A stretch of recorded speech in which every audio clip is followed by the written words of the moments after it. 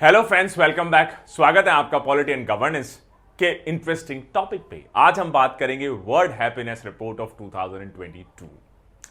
इससे पहले हम एक डिटेल लेक्चर डिलीवर कर चुके हैं वर्ल्ड हैप्पीनेस रिपोर्ट ऑफ 2021 और दोस्तों उस लेक्चर को भी आज के लेक्चर के लास्ट में अटैच करेंगे ताकि दोनों लेक्चर देखने के बाद आपको बहुत क्लैरिटी आ जाएगी कि ये वर्ल्ड हैप्पीनेस का एक्चुअली कॉन्सेप्ट क्या है, कैसे ये रिपोर्ट जनरेट होना शुरू हुई, क्या क्या एस्पेक्ट्स को ये कवर करती हैं और 2021 के क्या ट्रेंड्स रहे, कैसे वो 2022 में अब आगे एक्सटेंडेड होते हुए दिखाई देते हैं, इंडिया की क्या सिचुएशन दिखाई देती है और कौन कौन से पार्ट्स ऑफ द वर्ल्ड किस टाइप की मेजर इश्यू या एंजाइटी से जूझ रहे हैं। किसी भी लेक्चर वीडियो के रिसोर्स मटेरियल के लिए डिस्क्रिप्शन सेक्शन पहला link English, second link Hindi and आप टेलीग्राम चैनल भी हमारा ज्वाइन कर सकते हैं। दोस्तों सबसे पहले टॉपिक न्यूज में क्यों बना रहा, तो 5वें कॉन्जिक्यूटिव ईयर में फिनलैंड ने एक बार फिर से जो वर्ल्ड हैप्पीनेस इंडेक्स है उसमें टॉप पोजीशन हासिल की है। वर्ल्ड हैप्पीनेस रिपोर्ट 2022 के हिसाब से जो फिनलैंड का स्कोर है ये बाकी जो टॉप 10 कंट्रीज हैं या इसके अलावा बाकी जो 9 और कंट्रीज हैं उनसे कहीं ज्यादा आंका गया है। इसका मतलब फिनलैंड में जो जनरल लेवल ऑफ हैप्पीनेस है कॉमन पब्लिक में, कॉमन पॉपुलेशन में, वो बाकी कंट्रीज के मुकाबले, बाकी दुनिया के मुकाबले कहीं ज्यादा अच्छी दिखाई देती है। फिनलैंड के बाद सेकंड रैंक डेनमार्क, उसके बाद आइसलैंड, स्विट्जरलैंड, नेदरलैंड्स, लग्जमबर्ग और सबसे खराब सिचुएशन आकी गई है लेबनान एंड अफगानिस्तान। जो Finnish ministry of foreign affairs हैं उनका कहना है कि फिनलैंड और फिनलैंड के साथ साथ जो नॉर्डिक कंट्रीज हैं उन्होंने कुछ बेसिक इंपॉर्टेंट चीजें जिनको वो कहते हैं इंफ्रास्ट्रक्चर ऑफ हैप्पीनेस, उसको क्रिएट करने में बहुत पैसा, कैपिटल और human resources plus creativity plus thought process plus long term planning को इन्वेस्ट किया है, एग्जीक्यूट किया है। उनका यह भी कहना है कि जो सोशल सिस्टम्स है फिनलैंड और सिर्फ फिनलैंड नहीं बाकी भी जो नॉर्डिक कंट्रीज हैं उनका एक बेसिक फंडामेंटल अंडरलाइंग कॉन्सेप्ट है कि ये सभी कंट्रीज जो डेमोक्रेटिक गवर्नेंस है और ह्यूमन राइट्स है अपने कंट्रीज में उसको मैक्सिमम कैसे आप प्रमोट कर सकेंगे उस पे मेनली फोकस करते हैं, जिसमें एजुकेशन और हेल्थ केयर दो इंपॉर्टेंट पिलर्स हैं। और अगर आप फिनलैंड में चले जाएं या नॉर्डिक कंट्रीज आप देख लें तो इन सभी में जो हेल्थ केयर है और एजुकेशन है वो जनरली फ्री ऑफ चार्ज है या बहुत नॉमिनल फीस पे बहुत क्वालिटी एजुकेशन और हेल्थ केयर वहां पे अवेलेबल करवाया जाता है। इसको भी एक मेजर इनपुट या एलिमेंट समझा जाता है उनके बेटर हैप्पीनेस इंडेक्स की परफॉर्मेंस में। इसके अलावा रिपोर्ट का यह भी कहना है कि जो ग्लोबल बेनेवलेंस है वो 25% बेटर बढ़ते हुए दिखाई देती है 2021 में प्री पैंडेमिक लेवल के मुकाबले। इसमें एक मेजर रोल जो पैंडेमिक के दौरान बड़े चैलेंजेस देखने को मिले ग्लोबली, जिसकी वजह से लोगों का जो एटीट्यूड शिफ्ट रहा कि अब स्ट्रेंजर्स की आप ज्यादा हेल्प करने लगते हैं, ज्यादा आप सिंपैथेटिक एम्पैथेटिक हो गए हैं। इसके अलावा डोनेशंस में बढ़ोतरी देखी गई, लोग वॉलंटियर एक्टिविटीज में ज्यादा पार्टिसिपेट करने लग गए। इस सब में जो पैंडेमिक का इंपैक्ट रहा, लोगों को दिक्कतों का सामना करना पड़ा, उसके रिस्पॉन्स में सोसाइटी ने जो राइज किया उस चैलेंज को मीटअप करने के लिए उसका मेजर कॉन्ट्रीब्यूशन देखा जाता है। अगर आप 2008-2012 को कंपेयर करेंगे 2019-2021 के पीरियड से, जो 10 टॉप कंट्रीज हैं जिनको सबसे ज्यादा फायदा, टॉप 10 गेनर्स जिसको आप कहेंगे, लार्जेस्ट गेनर जिनको आप कहेंगे, वो है Serbia, Bulgaria, Romania, Hungary, Togo, Bahrain, Latvia, Benin, Guinea and Armenia. India की क्या रैंक होगी? इंडिया 136, टोटल कितने कंट्रीज में से 146। बहुत अच्छी सिचुएशन, ना ही इससे पहले थी ना ही इस बार की रैंकिंग में है, इस बार के इंडेक्स में है। क्या है वर्ल्ड हैप्पीनेस रिपोर्ट, कौन इसको पब्लिश करता होगा? वर्ल्ड हैप्पीनेस रिपोर्ट एक इंपॉर्टेंट पब्लिकेशन है एसडीएसएन का, United Nations sustainable development solutions network का। और यह बेसिकली सर्वे डेटा को यूज करता है कि लोग अपनी लाइफ्स को या उस लाइफ में हैप्पीनेस को कितना वो वैल्यू करते हैं, कितना वो एक्सपीरियंस करते हैं, उस सर्वे के बेसिस पे। और उस सर्वे को कैरी आउट किया जाता है 150 कंट्री से भी ज्यादा में। उस बेसिस पे इस इंडेक्स को प्रिपेयर किया जाता है, कंट्रीज को रैंक किया जाता है। सिमिलरली जो रिपोर्ट है वो एक इंटरेस्टिंग फ्रेमवर्क प्रेजेंट करती है कि लोग किस तरीके से अपनी खुद की लाइफ का एक क्वालिटेटिव असेसमेंट उनकी प्रोग्रेस कैसी है, उनकी वेलबींग कैसी है, क्वांटिटेटिव इंडिकेटर्स के थ्रू सजेस्ट करते हैं। रिपोर्ट एस्पायर करती है कि जो डिस्कशंस है हैप्पीनेस के ऊपर, उनको हम कैसे प्रायोरिटाइज करें, और जो भी हमारे गवर्नेंस इनिशिएटिव्स हों या एकेडमिक डिस्कशंस हों या सोशल इकोनॉमिक ऑब्जेक्टिव्स हों, उन सभी में अल्टीमेट ऑब्जेक्टिव कहीं ना कहीं इस बात को लेकर होना चाहिए कि अल्टीमेटली सभी policies, discussions, executions, planning, social economic objectives में से अल्टीमेट ऑब्जेक्टिव हो कि आपकी जो जनरल पॉपुलेशन है वो खुश हो, हैप्पी हो। यूनाइटेड नेशंस ने इसकी शुरुआत की जुलाई 2011 से। आप सोच रहे होंगे इंटरेस्टिंग कॉन्सेप्ट, लेकिन ये वर्ल्ड हैप्पीनेस इंडेक्स या वर्ल्ड हैप्पीनेस रिपोर्ट, इसका कॉन्सेप्ट शुरू कहां से हुआ? तो जुलाई 2011 में यूनाइटेड नेशंस यूएन ने एक रेजोल्यूशन 65/309 अडॉप्ट किया, जिसका टाइटल रहा happiness towards a holistic approach to development.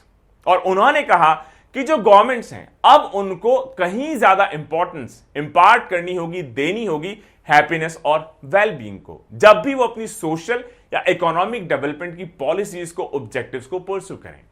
और एज ए फॉलो अप अप्रैल 2012 में जो रॉयल गवर्नमेंट ऑफ भूटान है, उन्होंने एक हाई लेवल मीटिंग कन्वीन की, जिसमें कई कंट्रीज के ग्लोबल रिप्रेजेंटेटिव्स को बुलाया गया। और इस पूरी मीटिंग का जो एजेंडा था कि वेलबींग और हैप्पीनेस को इकोनॉमिक पैराडाइम के तौर पे कैसे स्टैब्लिश किया जाए अक्रॉस द ग्लोब।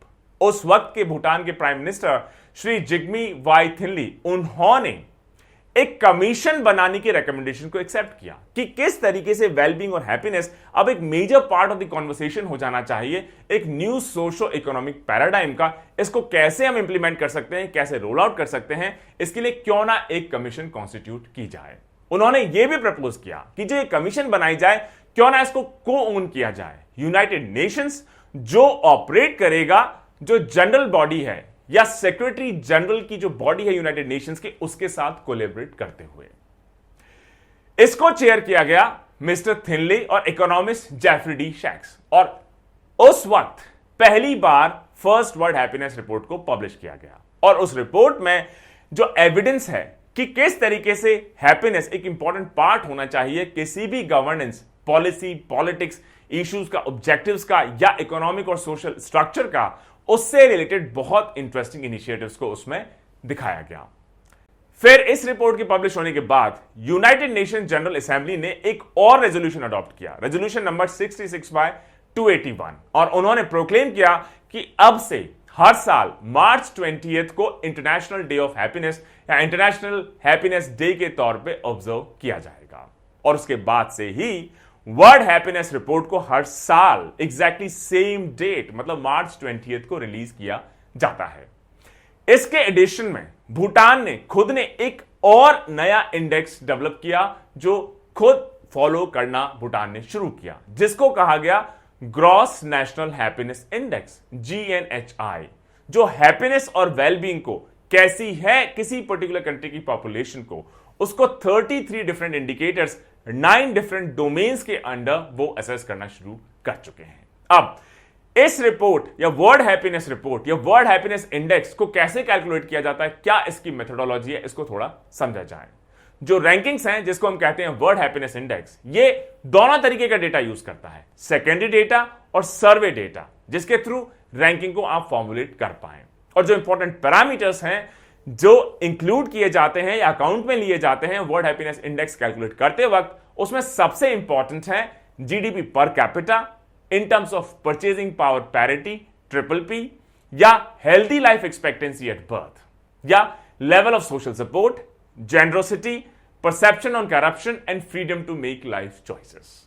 ये 6 या 7 इंपॉर्टेंट पिलर्स हैं जिनके ऊपर सर्वे कैरी आउट किया जाता है, डेटा लिया जाता है, सेकेंडरी डेटा, और उसके बेसिस पे इस वर्ल्ड हैप्पीनेस इंडेक्स को कैलकुलेट किया जाता है हर कंट्री के लिए। जो life expectancy and GDP per capita, ये जो डेटा है, ये readymade data world bank and world health organisation WHO के पास रेडीली अवेलेबल होता है, उस ही को हम यूज करते हैं वर्ल्ड हैप्पीनेस इंडेक्स कैलकुलेट करने में। जनरली जो सैंपल साइज है कि कितने हाउस होल्ड्स का या कितने लोगों का आप सर्वे करते होंगे, तो गैलप वर्ल्ड पोल सर्विस को भी इसमें यूटिलाइज किया जाता है, और ऑन एन एवरेज रफली एक पर्टिकुलर कंट्री में 1000 से ज्यादा लोगों का सर्वे किया जाता है कि उनको अपनी लाइफ के बारे में, हैप्पीनेस के बारे में क्या लगता है। जो सर्वेयर्स हैं उनका यह भी कहना है कि कई बार होता है कि कुछ कंट्रीज में शायद वो खुद जाके एनुअल सर्वे कैरी ना कर पाए, तो हो सकता है उन पर्टिकुलर केसेस में सेकेंडरी डेटा, मतलब किसी और ने सर्वे कैरी किया हो, उस डेटा को वो यूटिलाइज करें वर्ल्ड हैप्पीनेस इंडेक्स कैलकुलेट करने में। ऐसी कंट्रीज जहां पर वो खुद एनुअल सर्वे कैरी आउट कर पाते हैं रेकरेंट बेसिस पे, मतलब साल के बाद साल, साल के बाद साल, तो वहां पर 1000 के बजाय जनरली जो सैंपल साइज है वो 3000 से ज्यादा लिया जाता है कि ज्यादा से ज्यादा लोगों को आप कवर करें ताकि एक बेटर पिक्चर आपको मिल जाए वर्ल्ड हैप्पीनेस इंडेक्स की। इसके बाद ग्रेडिंग की जाती है। जितने भी क्वेश्चंस हैं जिनके बेसिस पे रेस्पोंडेंट का आप फीडबैक लेते हैं, उनका आप क्वांटिटेटिव असेसमेंट लेते हैं, उनको कैंट्रिल लैडर पे ग्रेड किया जाता है। उनसे एक लैडर इमेजिन करने के लिए कहा जाता है और उनसे कहा जाता है कि आपकी जो बेस्ट पॉसिबल लाइफ है उसको आप 10 पे ग्रेड करिए और आपकी जो सबसे खराब वर्स्ट पॉसिबल लाइफ है उसको आप 0 पे ग्रेड करिए। और इस बीच आप अपनी रैंकिंग दीजिए इन 7 डिफरेंट पैरामीटर्स। कौन कौन से 7 different parameters? GDP per capita, purchasing power parity पहला, दूसरा healthy life expectancy at birth, तीसरा level of social support, generosity, perception on corruption and freedom to make life choices. इस ग्राफ में आप देखेंगे जो रैंकिंग है हैप्पीनेस की 2019 से 2021, सबसे हाईएस्ट फिनलैंड 7.821 का स्कोर, फिर Denmark 7.63, Iceland 7.55, Switzerland 7.51, Netherlands, Luxembourg, Sweden, Norway, Israel and New Zealand. ये वो 10 कंट्रीज हैं लेटेस्ट रिपोर्ट के हिसाब से। इसमें जो लेफ्ट साइड की ब्लू बार्स हैं वो सजेस्ट करती हैं कि जीडीपी पर कैपिटा कितना है, और आप देखेंगे इन टॉप 10 कंट्री में से लग्जमबर्ग का जीडीपी पर कैपिटा सबसे हाई है। तो यह भी सजेस्ट करता है कि अगर आपकी इनकम सबसे ज्यादा है, इसका यह मतलब नहीं कि आप सबसे हैप्पी हैं, खुश हैं। इस इनकम के अलावा भी और बहुत सारे फैक्टर्स हैं, 6 और फैक्टर्स हैं जो आपकी हैप्पीनेस को ड्राइव करते हैं। जो ग्रीन पार्ट है उसके बाद वो सोशल सपोर्ट को रिप्रेजेंट करता है, उसके बाद लाइट ग्रीन है वो हेल्दी लाइफ एक्सपेक्टेंसी को रिप्रेजेंट करता है, जो येलो है वो freedom to make life choices को रिप्रेजेंट करता है, रेड है वो जेनरोसिटी को रिप्रेजेंट करता है, और जो पिंक है वो परसेप्शन ऑफ करप्शन, और जो लास्ट पोर्शन है पर्पल वो कंपैरिजन टू डिस्टोपिया। तो इस तरीके से आप कैलकुलेट करते हैं इन सभी बार्स के थ्रू, वेटेज के थ्रू वर्ल्ड हैप्पीनेस इंडेक्स। जो सब बार्स हैं ये इंडिकेट करती हैं कि किस एक्सटेंट तक जो 6 फैक्टर्स हैं वो पोटेंशियली कंट्रीब्यूट करते हैं जिनसे अपनी लाइफ इवैल्यूएशन आप बेटर कर पाएं इन डिस्टोपिया। और सोशल सपोर्ट असेस करने के लिए सर्वे के बड़े इंटरेस्टिंग से क्वेश्चंस होते हैं। जैसे क्वेश्चन पूछे जाते हैं, if you are in trouble, अगर आपको कोई दिक्कत हो जाए और आपके रिलेटिव्स हैं, फ्रेंड्स हैं, क्या आप उन पे रिलाय कर सकते हैं, आप उन पे विश्वास कर सकते हैं, आप उन पे डिपेंड हो सकते हैं अगर आपको उनकी जरूरत पड़े तो? हो सकता है इंडिया में आंसर हो यस या नो, लेकिन ऐसा लगता है कि नॉर्डिक कंट्रीज, फिनलैंड में आंसर ज्यादातर का यस है। इसका मतलब सोशल सपोर्ट एक इंटरेस्टिंग फैक्टर प्ले करता है आपकी इनकम के अलावा। इसी तरीके से अगर आप जेनरोसिटी कैलकुलेट करना चाहेंगे तो सर्वेस बड़े इंटरेस्टिंग क्वेश्चन पूछते हैं कि आपने क्या मनी कभी डोनेट किया किसी चैरिटी को पिछले महीने में? अगर आपका आंसर यस है, इसका मतलब ज्यादा लोग उस कंट्री में हो सकता है जेनरोसिटी की तरफ जाएं। और डिस्टोपिया को एक बेंचमार्क की तरह यूज किया जाता है और इसके थ्रू एक बेंचमार्क स्टैब्लिश करने के बाद वर्ल्ड हैप्पीनेस इंडेक्स को कैलकुलेट किया जाता है। कुछ जनरल ऑब्जर्वेशंस हो जाएं इस साल के रिपोर्ट की। इस साल की रिपोर्ट के हिसाब से ऑन एन एवरेज अगर आप देखें तो लॉन्ग टर्म एक मॉडरेट अपवर्ड मतलब बढ़ोतरी दिखाई देती है स्ट्रेस लेवल्स में, वरी लेवल्स में, सैडनेस में, ज्यादातर कंट्रीज में। इसके अलावा थोड़ा सा लॉन्ग टर्म डिक्लाइन हमें दिखाई देता है एंजॉयमेंट ऑफ लाइफ में, क्योंकि स्ट्रेस आपका बढ़ रहा है, वरी आपका बढ़ रहा है, सैडनेस आपका बढ़ रहा है, तो लाइफ आप शायद उतना एंजॉय नहीं कर पा रहे हैं। इसके अलावा यह भी कहा गया है कि अगर आप वेस्टर्न कंट्रीज को कंपेयर करेंगे ईस्ट एशिया के मुकाबले, तो वेस्टर्न कंट्रीज में जो लाइफ है, एक्सपीरियंसेस हैं, वो कहीं ज्यादा बैलेंस्ड, पीसफुल और काम दिखाई देती है। इसके अलावा वेस्टर्न कंट्रीज में जनरल पॉपुलेशन कहीं ज्यादा हायर लेवल्स ऑफ सेटिस्फैक्शन भी एक्सपीरियंस करते हैं, एंजॉय करते हैं।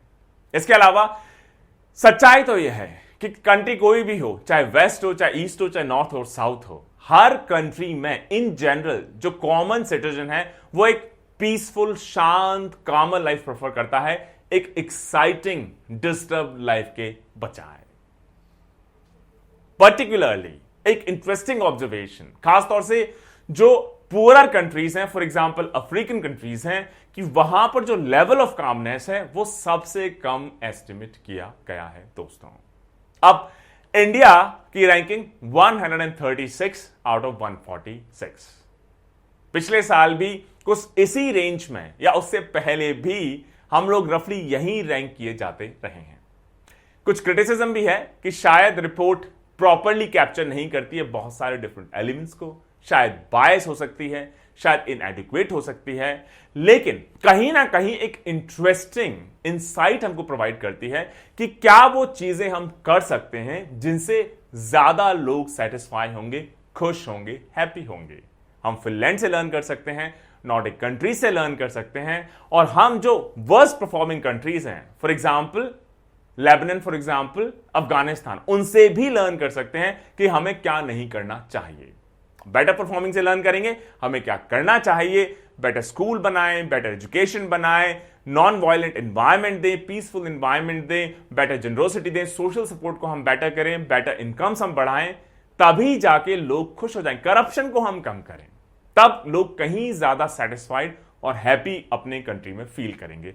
ये सभी इंफॉर्मेशन चाहे कितनी भी इनएडिक्वेट हो, कितना भी क्रिटिसिज्म हो या कितना भी बायस लगे, कहीं ना कहीं कुछ हद तक एक रिफ्लेक्शन माना ही जाए कंट्री में जो स्टेट ऑफ अफेयर्स है। और सिर्फ अभी नहीं, पहले नहीं, बहुत लंबे समय से हम 130s में ही रैंक होते चले जा रहे हैं। गवर्नमेंट्स भी लगातार कोशिश करती हैं कि बेटर इंफ्रास्ट्रक्चर बिल्ड की जाए, हेल्थ केयर को इंप्रूव किया जाए, एजुकेशन को इंप्रूव किया जाए, लेवल्स ऑफ करप्शन को कम लाया जाए। यही सारे तो ऑब्जेक्टिव होते हैं किसी भी अच्छी गुड गवर्नेंस के।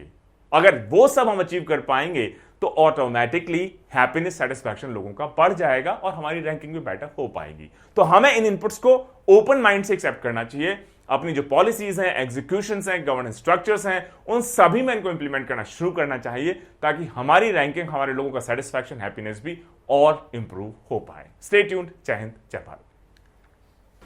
तो दोस्तों, वेलकम बैक। आज जिस टॉपिक पे हम लोग इस शॉर्ट वीडियो के माध्यम से आपको कुछ इम्पॉर्टेंट जानकारी देना चाहेंगे वो है वर्ल्ड हैप्पीनेस रिपोर्ट 2021। ये रिपोर्ट हाल ही में 20 मार्च को लॉन्च हुई है और 20 मार्च को इंटरनेशनल डे ऑफ हैप्पीनेस भी मनाया जाता है। तो एक बड़ा ख़ास दिन है जिसमें ये आकलन किया जाता है कि ऐसे कौन कौन से देश हैं जहाँ पर रहने वाले लोग सबसे ज़्यादा खुश हैं। क्योंकि पैसा तो बहुत लोग कमा लेते हैं, बहुत सारे ऐसे देश भी हैं जो कहीं ज़्यादा अमीर हैं या रईस हैं, लेकिन ये हो सकता है कि वहाँ के रहने वाले लोग शायद उतने खुश ना हों। इसी से संबंधित जानकारी एक छोटे से वीडियो के माध्यम से आप तक हम पहुँचाएंगे कि आखिर इंटरनेशनल डे ऑफ हैप्पीनेस के दिन ये रिलीज़ होने वाली वर्ल्ड हैप्पीनेस रिपोर्ट जो कि हर साल पब्लिश की जाती है, आखिर ये है क्या, क्या इसके मानक हैं, कौन कौन से कंट्रीज़ इसमें कहाँ कहाँ पर रैंक करते हैं, और क्यों इस रिपोर्ट को गवर्नमेंट एजेंसीज़ को अपनी प्लानिंग, पॉलिसीज़ बनाने एट्सेट्रा के लिए यूज़ करना चाहिए ताकि उस देश में रहने वाले जो लोग हैं वो सभी योजनाओं का ज़्यादा से ज़्यादा लाभ उठा सकें, और लाभ उठाने के बाद सबसे ज़रूरी जो चीज़ है लाइफ में कि वो खुश रह सकें, खुश महसूस कर सकें। तो आइए दोस्तों शुरू करते हैं। 20 मार्च जिस दिन इंटरनेशनल डे ऑफ हैप्पीनेस मनाया जाता है, उस दिन United Nations sustainable development solutions network जो कि नोडल एजेंसी है इस रिपोर्ट को पब्लिश करने के लिए, उनके द्वारा वर्ल्ड हैप्पीनेस रिपोर्ट 2021 को पब्लिश किया गया। सबसे इम्पॉर्टेंट इसमें जो चीज़ निकल कर आई कि फिनलैंड को सबसे ज़्यादा खुश देश घोषित किया गया। एक बार फिर ये चौथा साल है जहां पर फिनलैंड लगातार अपनी बढ़त बनाए हुए है और सबसे ज़्यादा खुश देश की श्रेणी में अपनी रैंकिंग को मेंटेन किए हुए है। अच्छा, दूसरी इंटरेस्टिंग बात, हो सकता है बहुत सारे कंट्रीज़ ने बहुत अच्छा किया हो पिछले कुछ दशकों में अपनी अर्थव्यवस्था को लेकर या तमाम अन्य पॉलिसी एट्सेट्रा को लेकर, लेकिन एक जो चीज़ अलग से निकल कर आती है वो ये है कि अगर आप इस रैंकिंग को देखें तो जो टॉप 10 ऐसे देश हैं जहां पर रहने वाले लोग सबसे ज़्यादा खुश हैं, तो उन 10 देशों में से 9 देश यूरोप के हैं, वो ना ही अमेरिकन हैं ना ही एशियन हैं, वो 9 देश 10 में से यूरोपियन हैं। जैसे फिनलैंड के बाद आप देखेंगे Denmark, then Switzerland, then Iceland, then Netherlands, Norway, Sweden, Luxembourg, New Zealand and Austria. So ये टॉप 10 सबसे खुश देश हैं जो कि इस रिपोर्ट के माध्यम से पब्लिश किए गए हैं। अच्छा, अगर हम डिटेल्स में जाएं कि चलिए सबसे खुश देश हमने देख लिया फिनलैंड है, और 9 ऐसे कंट्रीज़ हैं जो कि यूरोपियन कंट्रीज़ हैं टॉप 10 में जो रैंक जिन्होंने किया है इस साल। उसके अलावा और क्या इसकी इम्पॉर्टेंट डिटेल्स हैं। सबसे इम्पॉर्टेंट बात, फिनलैंड को पहली रैंक मिली है, और जाहिर सी बात है क्योंकि हम सब इंडियंस हैं तो हमारी हमेशा एक उत्सुकता रहती है कि चलिए बाकियों का तो छोड़िए, आप इंडिया का बताइए कौन से नंबर पर है। इंडिया को 139वीं नंबर 139th रैंक इस बार इंडिया को मिली है। टोटल 149 देश हैं, 149 कंट्रीज़ हैं जिनको असेस किया जाता है, रैंक किया जाता है, और 149 में से इंडिया को 139th रैंक मिली है, जो मुझे लगता है कि बहुत अच्छी स्थिति नहीं है। इसका मतलब गवर्नमेंट काफ़ी मेहनत कर रही है पिछले दशकों में, पिछले कुछ सालों में, कि यहाँ के रहने वाले लोगों की लाइफ को और ज़्यादा अच्छा बनाया जाए, एन्जॉयबल बनाया जाए, देश में वो रहें, खुश रहें। लेकिन उसके बावजूद भी अभी बहुत सारा काम करना उस दिशा में बाकी है। और जैसा हमने कहा कि यूरोप से शायद हम कई चीज़ें सीख सकें, क्योंकि जो 9 कंट्रीज़ टॉप 10 में सबसे ज़्यादा खुश हैं, 9 के 9 देश यूरोप को बिलोंग करते हैं, तो हमें कहीं ना कहीं उनसे एक सीखने की आवश्यकता हो सकती है कि ऐसा वो क्या कर रहे हैं कि वहाँ के रहने वाले लोग हमारे देश में रहने वाले लोगों से कहीं ज़्यादा सुखी हैं, खुश हैं। अगर हम दूसरे साइड ऑफ द स्पेक्ट्रम में जाएं तो फिनलैंड सबसे ज़्यादा खुश देश हुआ, वहीं पे अफ़गानिस्तान सबसे ज़्यादा नाखुश देश माना गया है। 149 में से 149 में से लास्ट रैंक पे अफ़गानिस्तान को रैंक किया गया है। और अगर हम नीचे से देखें तो अफ़गानिस्तान के बाद फिर जिम्बाब्वे, रवांडा, बोस्टवाना एंड लेसोथो। सो ये 4-5 ऐसे कंट्रीज़ हैं जो कि सबसे ज़्यादा नाखुश देशों में रैंक किया गया है। अब एक इंडियंस हैं हम, तो हमें बड़ी उत्सुकता होती है, क्यूरियोसिटी होती है कि चलिए हमारा तो 139th रैंक है, लेकिन हमारे अड़ोस पड़ोस में क्या चल रहा है। तो अगर हम चाइना का देखें तो 84th रैंक, बांग्लादेश का देखें तो 101 रैंक, इवन पाकिस्तान का आप देखें तो 105th रैंक। तो कहीं ना कहीं दोनों चीज़ें हैं। क्या यह रिपोर्ट जो खुश रहने के पैरामीटर्स हैं उनको पूरी तरह उनका आकलन कर पाती है, और दूसरी चीज़ कि क्या ऐसी चीज़ें हैं जो हम बाकी कंट्री से सीख सकते हैं जहाँ पर लोग हमसे कहीं ज़्यादा खुश हैं, सुखी हैं।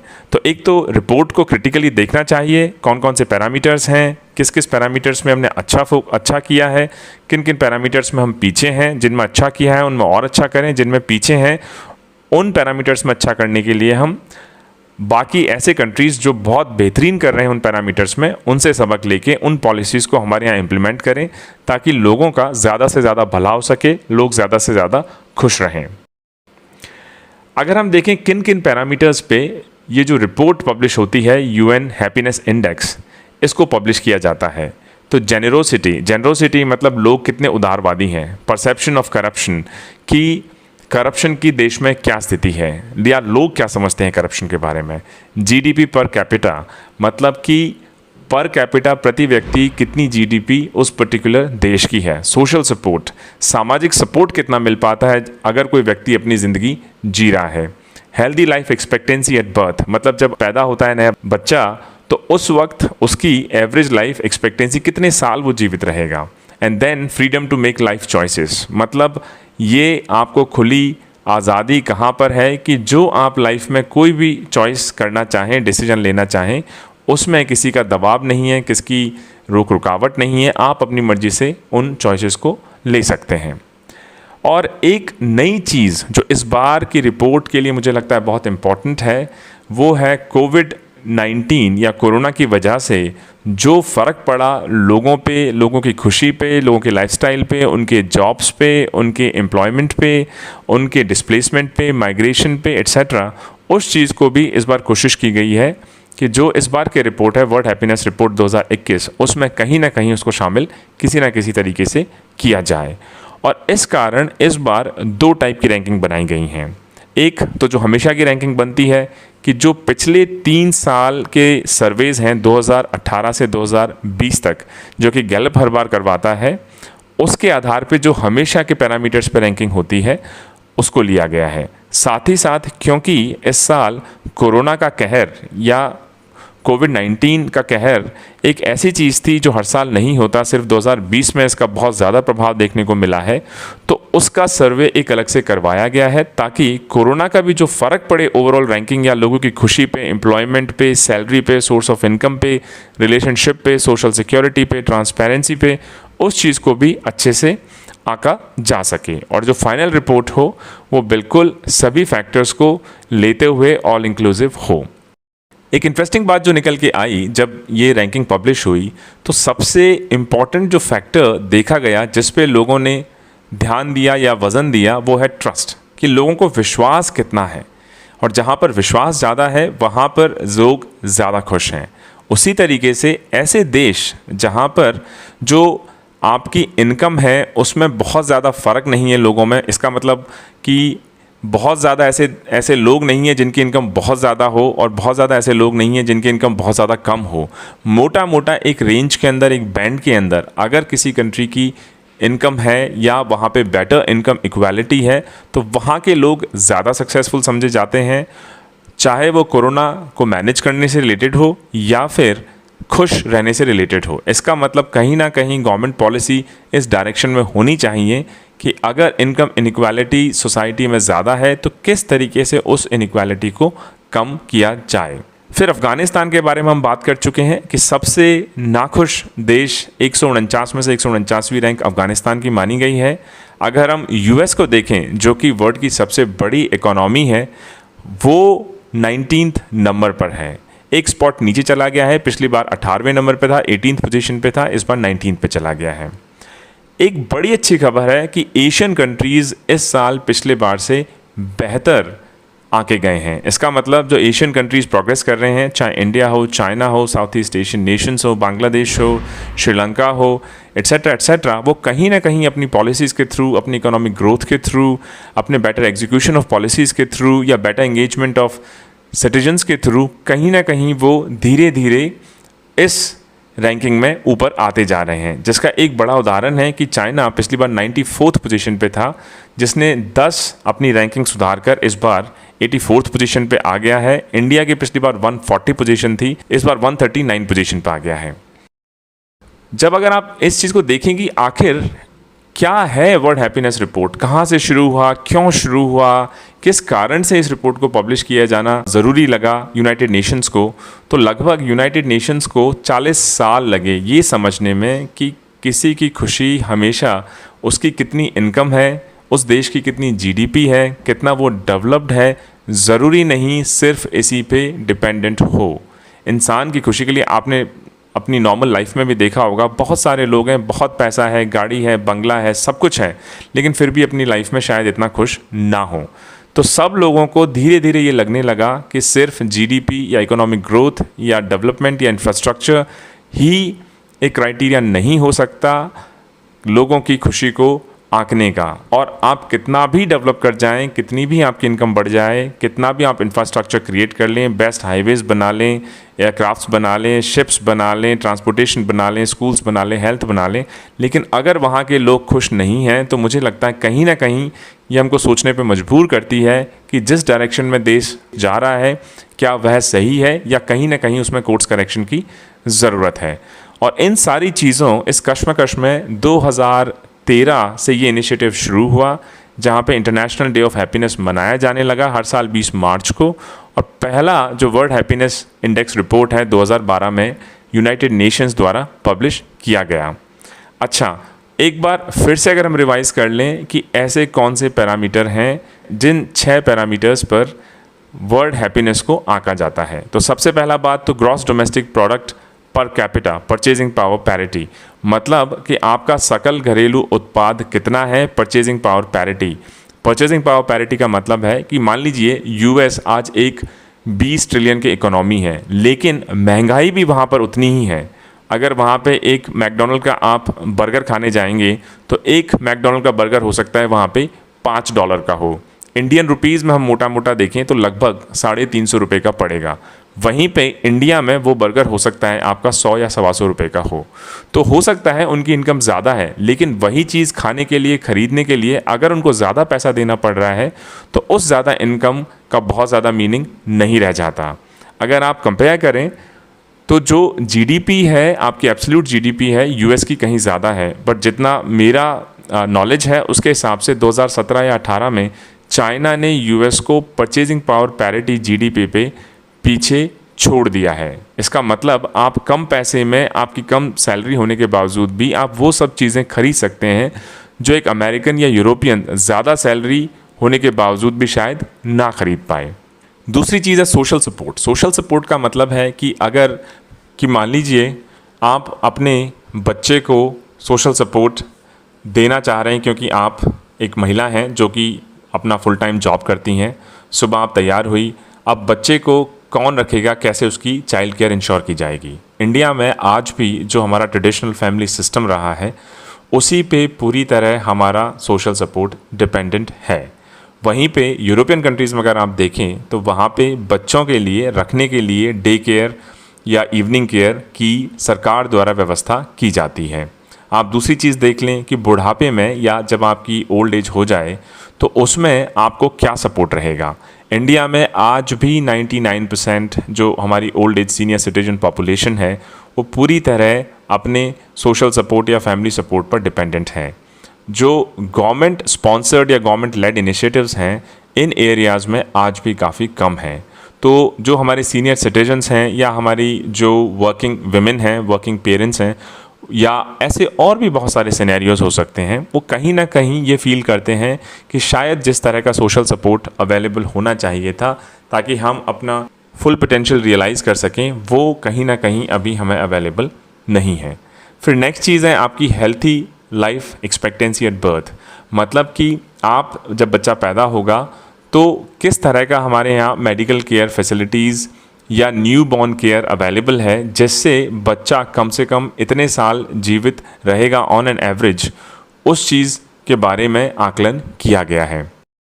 अगला है freedom to make life choices. इसका मतलब कि आपकी ज़िंदगी है, जो भी आपको चूज़ करना हो, चाहे कौन सा मुझे जॉब करना है, कौन सी मुझे पढ़ाई करनी है, किससे मुझे शादी करनी है, किस तरह का मुझे बिज़नेस करना है, एट्सेट्रा एट्सेट्रा, या आपका पॉलिटिकल व्यू क्या है, इन सभी चीज़ों को अगर आपको फुल फ्रीडम है चूज़ करने की बिना किसी दबाव के या बिना किसी प्रेशर के, तो उस चीज़ को भी इस रैंकिंग में बड़ा स्थान दिया गया है। फिर जेनरोसिटी का मतलब है कि लोग कितने उदारवादी हैं, लोग एक दूसरे की मदद करने के लिए कितना आगे आते हैं, इस चीज़ को भी इस रैंकिंग में स्थान दिया गया है। एंड लास्ट चीज़ है परसेप्शंस ऑफ करप्शन। मतलब कि लोगों को क्या लगता है, उस देश में रहने वाले बाशिंदों को क्या लगता है कि हमारे देश में जो करप्शन का लेवल है कितना है, क्या उनके वो डेली लाइफ को अफेक्ट करता है, क्या वो ऐसा लेवल ऑफ करप्शन है जिसके साथ वो रह सकते हैं, या एक्सेसिव करप्शन है, लोअर लेवल करप्शन है, हायर लेवल करप्शन है, रोज़मर्रा की चीज़ों में करप्शन है, पॉलिसी मेकिंग में करप्शन है। यहाँ आप कहीं जा रहे हैं, आपका छोटा सा काम है, राशन कार्ड बनवाना है, वहाँ भी आपको 500 रुपये देना पड़ रहा है, उस टाइप का करप्शन है। आधार कार्ड बनवाने जा रहे हैं, गवर्नमेंट की तरफ से बिल्कुल फ्री है, उसके बावजूद भी कहीं ऐसा तो नहीं आपसे पैसा मांगा जा रहा हो, या आपके छोटे मोटे ज़मीन से संबंधी विवाद हों, या आपके मान लीजिए और आपस में लड़ाई झगड़ा हो गया हो, पुलिस से रिलेटेड करप्शन इश्यूज़ हो सकते हैं। तो बहुत सारे एरियाज़ हैं, उसके बारे में लोगों का क्या सोचना है, लोगों का क्या मानना है, इस चीज़ को भी रैंकिंग में स्थान दिया गया है।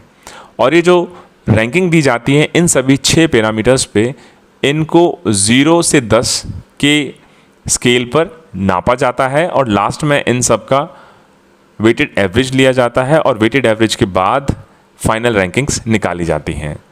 तो दोस्तों, ये एक छोटी सी हम लोगों ने प्रेजेंटेशन बनाई जिसके माध्यम से ये समझाने की कोशिश की गई कि जो यूएन वर्ल्ड हैप्पीनेस इंडेक्स है क्यों स्टार्ट हुआ, 2012-13 से क्यों स्टार्ट करना पड़ा, ऐसी क्या चीज़ें हैं जो हमारी जीडीपी, इकोनॉमी या पर कैपिटा इनकम एट्सेट्रा में इंक्लूडेड ना हो, क्योंकि हो सकता है आप बहुत रईस हो, बहुत पैसा हो, सब कुछ अच्छा हो बाहर से दिखने में, लेकिन अंदर ही अंदर कहीं ना कहीं आप इतने खुश शायद ना हो।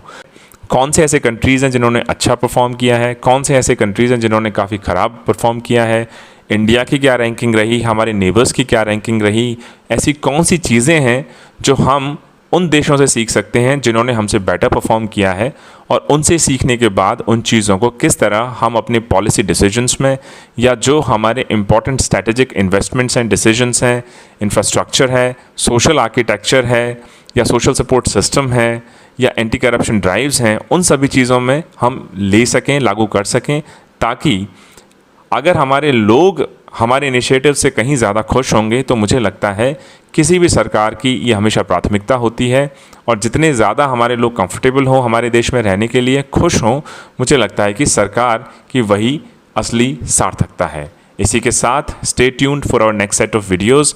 जय हिंद, जय भारत।